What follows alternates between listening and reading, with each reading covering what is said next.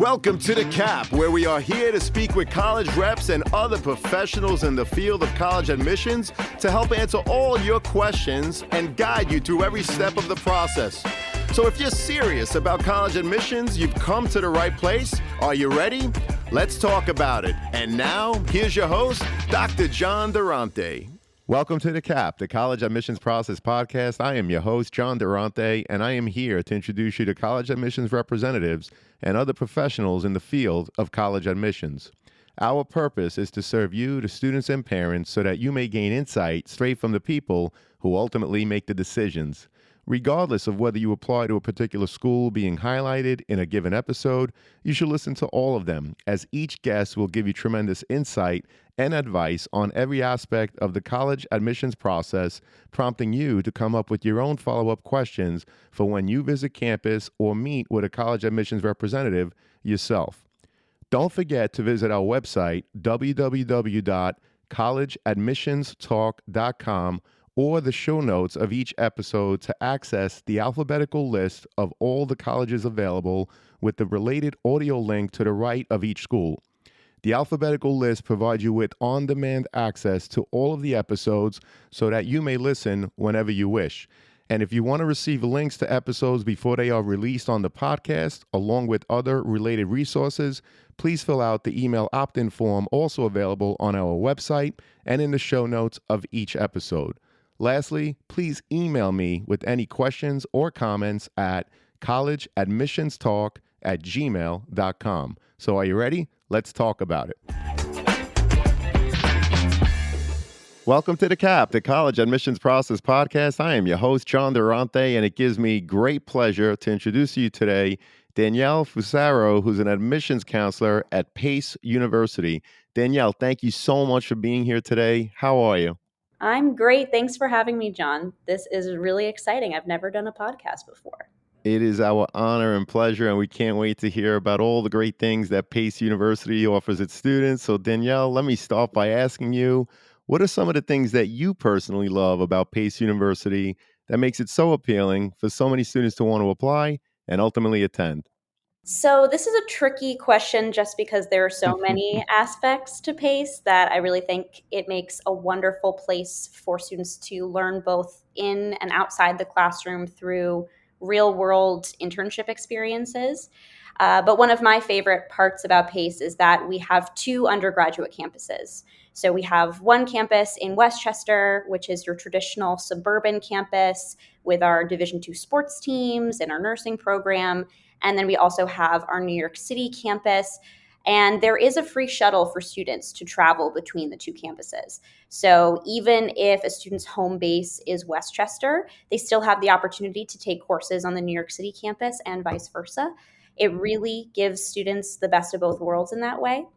And another feature that I love about PACE is our community. It's very inclusive, very welcoming. We have students coming from states across the nation and 99 countries. So students are learning not only from their professors, but also from each other. Well, that's a terrific intro. Thank you so much, Danielle. Two undergraduate campuses, one, as you mentioned, in the suburb of Westchester, and the other, of course, in beautiful New York City, which is obviously an urban area. So we appreciate that. And of course, visiting campus, Danielle, before committing to a school is really important for students to get a feeling of the campus and the surrounding area. So if a student is able to come to Pace University, what are some of the areas they should absolutely visit? And what are some questions they should be asking to help them determine whether or not Pace University is, in fact, the right fit for them? So if students are visiting the Westchester campus, their tour is going to showcase our amazing student-run businesses, our suite-style dorms, and if they go on a nursing special interest tour, they will also take a look at our nursing labs where students actually practice on simulations that can give birth. I would also recommend that students who are interested in Westchester take a look at our environmental center on campus, maybe go to a football or a basketball game, and also explore the town of Pleasantville nearby. There's a lot of really wonderful restaurants and shops, and it just gives you a better idea of student life beyond campus. And then with New York City's campus, the tour will allow students to see newly renovated spaces, the tallest dorm building in the world with views of the skyline, which is a huge perk. And if they take a performing arts special interest tour, a glimpse into the life of a theater student. So, if students are on the New York City campus, I always recommend that they get a better sense of the surrounding area by traversing the Brooklyn Bridge or walking down Wall Street or even taking a trip to the Lower East Side for some of the best food in the city. There really is so much to do in downtown New York. And then, in terms of the questions that I think students should be asking on their tours, these are questions that aren't specific to PACE. I think it's helpful for any school you might be attending for a tour. My first question that I love students asking is, what do students do for fun? What internship opportunities are available for my specific major? And if you could describe a PACE student in 3 words, what words would you use? Well, that's great advice, Danielle. Thank you so much. And of course, asking the question, what do students do for fun, particularly if they're in the New York City campus? There is so much to do, Absolutely. so many cultural experiences, whether it's the theater, the museums, the restaurants. So, obviously, plenty to do on and off your campus. So, let's talk a little bit about the application itself, Danielle. Mhm. What are some of the things that students do to demonstrate their interest in attending Pace University? And do you track such things as part of your overall admissions process? So, yeah, we do keep record of the events and the campus tours that students are participating in, but demonstrated interest does not make or break a student's application. It's more for students than for counselors, honestly, because attending events like those are beneficial for students to learn more about PACE. When I travel across Long Island and Staten Island to visit high schools, it's definitely helpful for students who are interested in PACE to attend these visits or speak with me at college fairs so that they can get a better sense of what PACE has to offer and also have a point of contact for when they're going through the application process. And then also, of course, visiting campuses for tours is helpful not only for students to show their interest, but also for students to get a better sense of whether they can really envision themselves at either our Pleasantville or New York City campuses for the next 4 years. Well, we appreciate that. And Danielle, I was curious, does Pace University have an honors program? And if so, how are students considered? In other words, do they have to apply separately? So PACE does have the Pforzheimer Honors College, where students get perks like advanced research opportunities and scholarships, and all high school seniors are considered for the Honors College automatically upon applying. They don't have to send in any separate application or essay to be considered. Another great part about this is that students who might not be admitted into the honors program in their freshman year can still attend PACE, and then current PACE students can still apply for the program for their sophomore year. So it's not a one and done either. But yeah, that's our honors program. Well, we appreciate that. And I know that Pace University, like many other schools, is in fact test optional. Danielle, can you share the percentage of students that apply and that are ultimately admitted that did not submit their test scores? Mm. So this is a really hot topic. I find the whole concept of test optional and whether or not to send SAT scores or ACT scores. We've been test optional since before COVID, so we have adjusted a bit differently, I think, than some other schools. But from last year's applicant pool, about 77% of students who applied test optional, and about 76% of admitted students applied test optional. So a large bulk of our applicants and our admitted students are applying without SAT or ACT scores. Well, we appreciate that insight because many students and their parents believe that the test optional movement is a myth. So, sharing that data is very helpful again to the students and their parents going through the process. And of course, Danielle, the transcript is the most important part of the academic portion of any application. Can you walk us through what you're looking for when reviewing an applicant's transcript? And does it differ based on the student's intended major?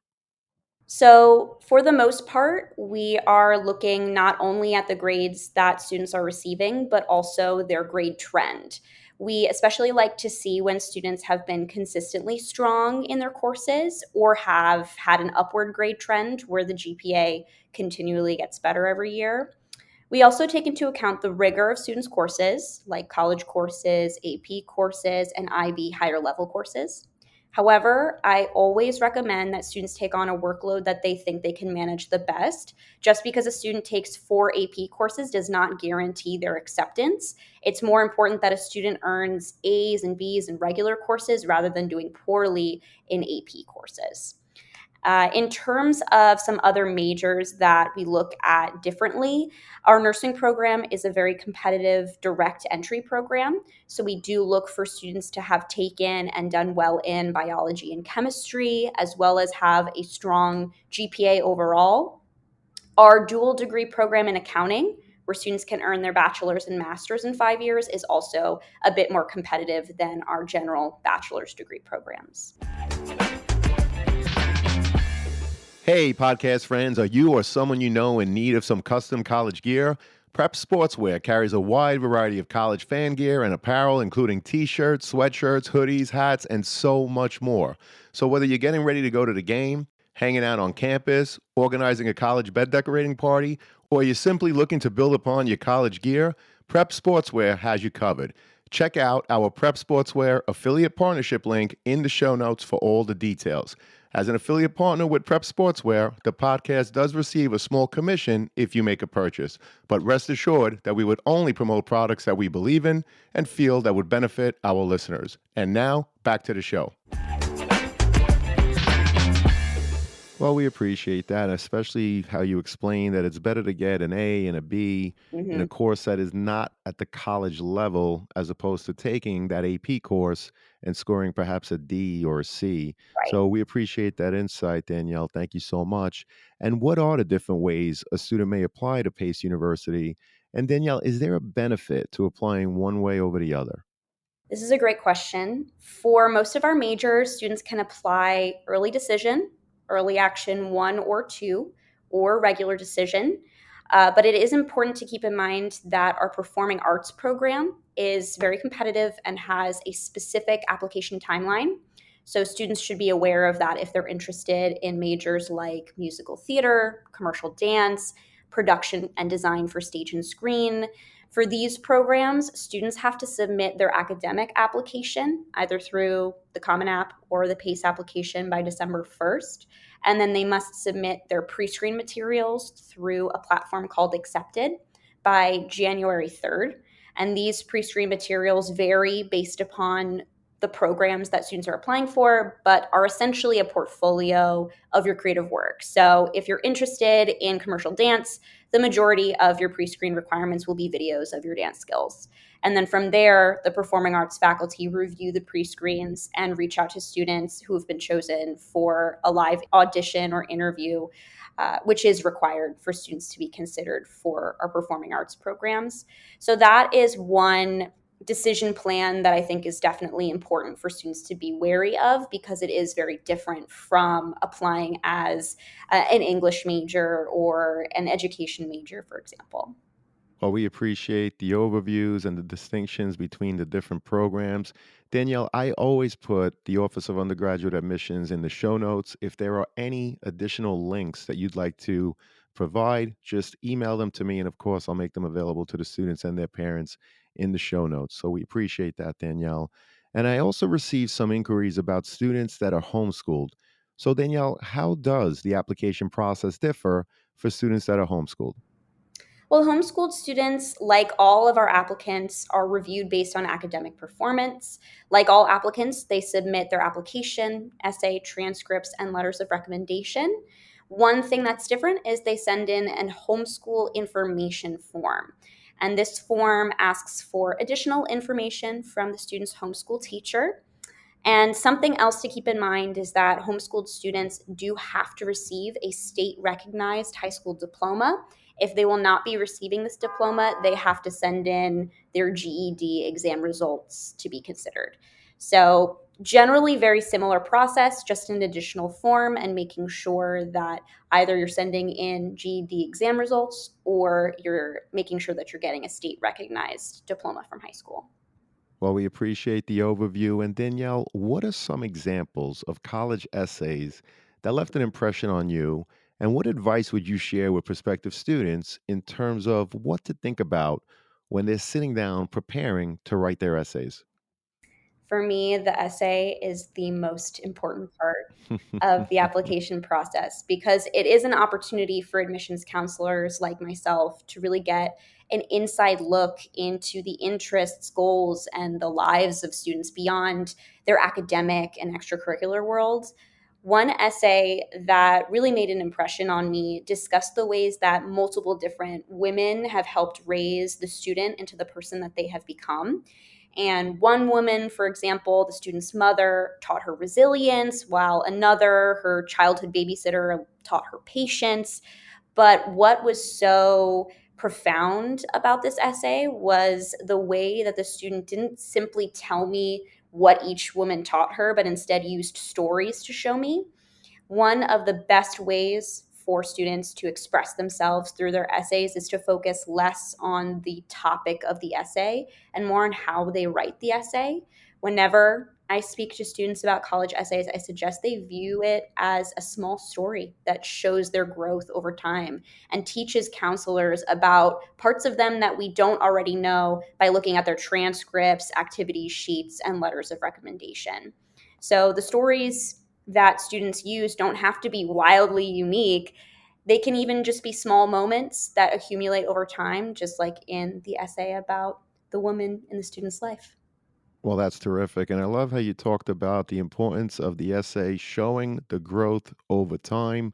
Mhm. Doesn't really matter the topic that they choose, but they want to add something new using the essay that's not available on other parts of the application, such as you mentioned, the transcript, the activity sheet, or anywhere else. So we appreciate that insight, Danielle. Thank you so much.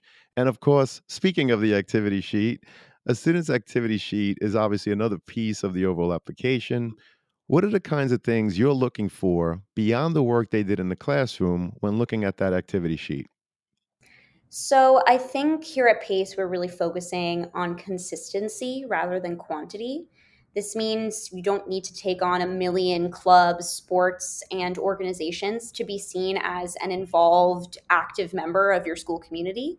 The most important part of the activity sheet for me is the amount of time a student has spent in a specific club or team, and if they have taken on a leadership role in that activity.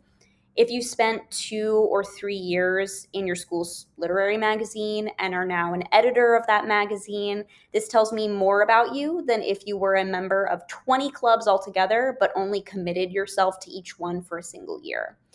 Also, leadership roles don't necessarily mean that you have to be the president of student government. I see interns, small business founders, babysitters, teachers' assistants, and food drive organizers as leaders too. Well, that's terrific. Thank you so much. And I appreciate when you said consistency rather than quantity. Many students, when they're getting ready for their applications, realize I have to fill that activity sheet. And all of a sudden in junior year, they're taking on 8, 10, Right. whatever it is in terms of numbers of activities. So, students, remember that consistency over your 4 years of high school is very important compared to the quantity, the number of clubs. So, thank you so much for that, Danielle. We appreciate it. And does Pace University offer any programs for students that may have had an IEP while in high school, of course, to help ensure that they continue to be successful once they're at Pace? And if so, Danielle, can you explain what you offer?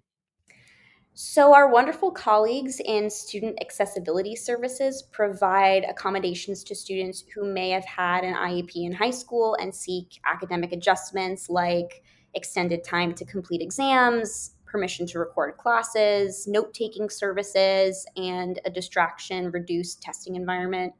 Another incredible program that we have here at PACE is OASIS, which stands for Ongoing Academic Social Instructional Support.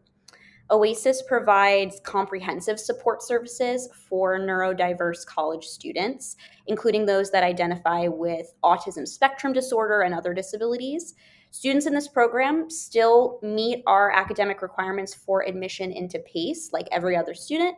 But if they're eligible for PACE academically, they would apply to OASIS, submit a recent neuropsychological evaluation, and then meet with OASIS support staff for a personal interview.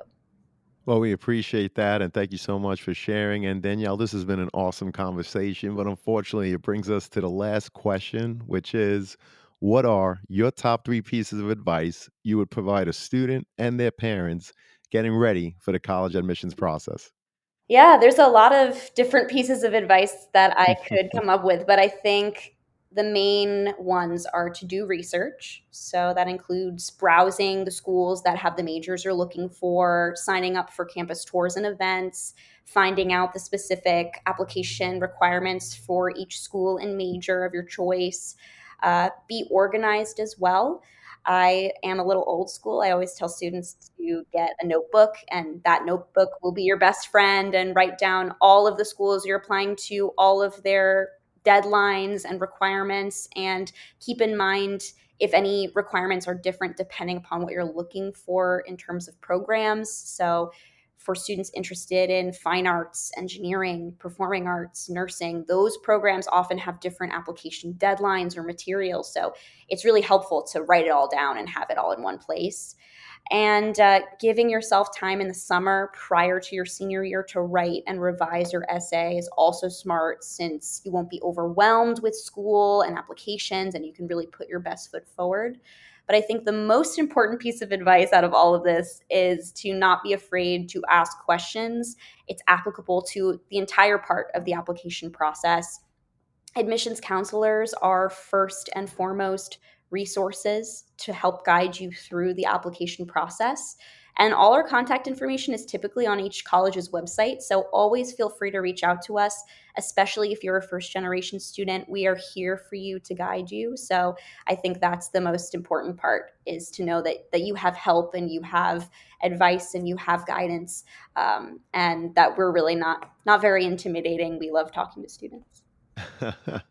Well, that's great advice. Danielle, thank you so much. I am so happy because I know that this conversation is going to help so many students and their parents. It was an honor and pleasure having you, and I do hope to have you again. Thank you, Danielle. Thank you so much. It was a pleasure, and I hope you have a great rest of your day. You too. Thanks, Danielle. Bye bye.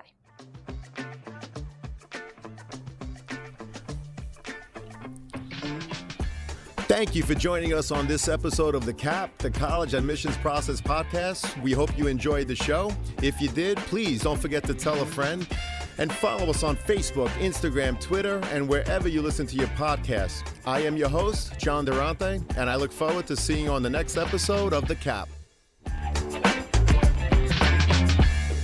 What's up, podcast friends? I'm happy to announce that we've teamed up with some fantastic affiliate partners to further enhance your overall college journey. So do you or someone you know needs stylish dorm decor, trendy college apparel, or top-notch test prep? Whether it's creating a cozy home away from home, flaunting the latest in college apparel, or securing top-notch test prep help, we've got you covered.